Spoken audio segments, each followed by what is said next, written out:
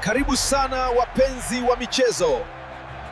Kocha mkuu wa Yanga, Pedro Goncalves, amekiangalia kikosi cha timu hiyo kilivyo kwa sasa, kisha akatabasamu kabla ya kuuambia uongozi wa klabu hiyo umletee mashine mpya tatu amalize kazi, huku akimwashia taa ya kijani mshambuliaji Prince Dube aliyeanza kuwa mtamu uwanjani.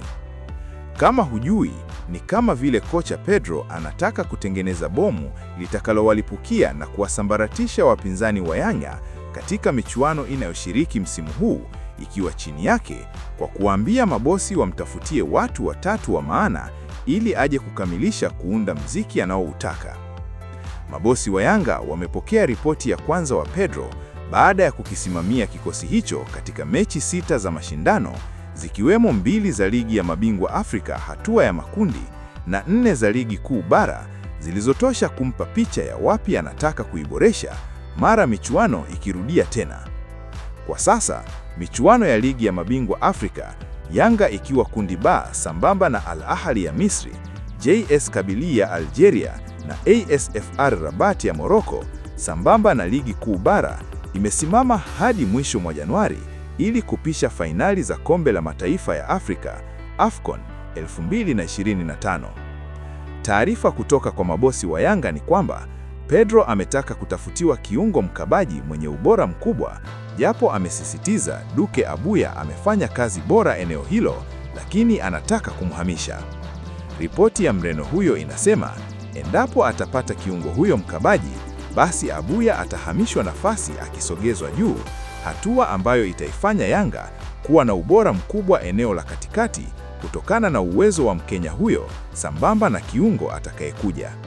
Ripoti hiyo pia inahitaji kiungo mshambuliaji, yaani namba 10, na bado Pedro haridhishwi sana na watu walionao eneo hilo, huku wakionyesha hataki kutumia fundi Pacome Zouzoua eneo hilo.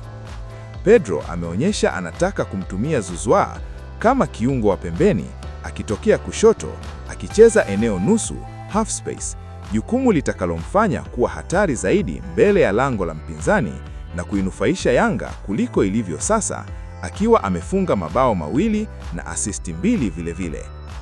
Akili hiyo ya Pedro ya kutaka namba 10 inawaweka mtegoni Mamadou Doumbia na Lassine Koma, ambao walikuwa wanapewa nafasi kwa nyakati tofauti kucheza nafasi hiyo, licha ya Ikuwa Celestine naye kuwa mchezaji wa nafasi hiyo, japo kwa sasa anachezeshwa pembeni kama winga.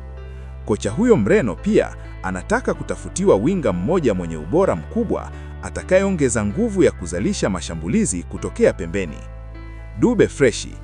Kocha Pedro amewahakikishia mabosi wa Yanga hana shida na uwezo wa mshambuliaji Prince Dube, na anaamini endapo wachezaji hao wengine anaowataka watapatikana, kutampa urahisi Mzimbabwe huyo kuwa hatari zaidi. Tumeshaanza muda mrefu kuifanyia kazi hiyo ripoti na tunatafuta watu wa maana kweli. Kama tukiwapata, tunaona kabisa tutarudi kwenye mashindano msimu ujao tukiwa imara sana, amesema bosi mmoja wa juu kutoka ndani ya Yanga. Yanga kwa sasa ipo nafasi ya pili katika msimamo wa ligi kuu bara ikikusanya pointi 16 kupitia mechi 6, lakini inakamata nafasi hiyo katika kundi ba la ligi ya mabingwa Afrika nyuma ya Al Ahly ikivuna pointi 4 kutokana na mechi 2 ilizocheza, ikifunga AS FAR Rabat kwa bao 1-0 na kutoka sulu na JS Kabylie, na mapema mwakani itacheza mechi 2 mfululizo dhidi ya Al Ahly.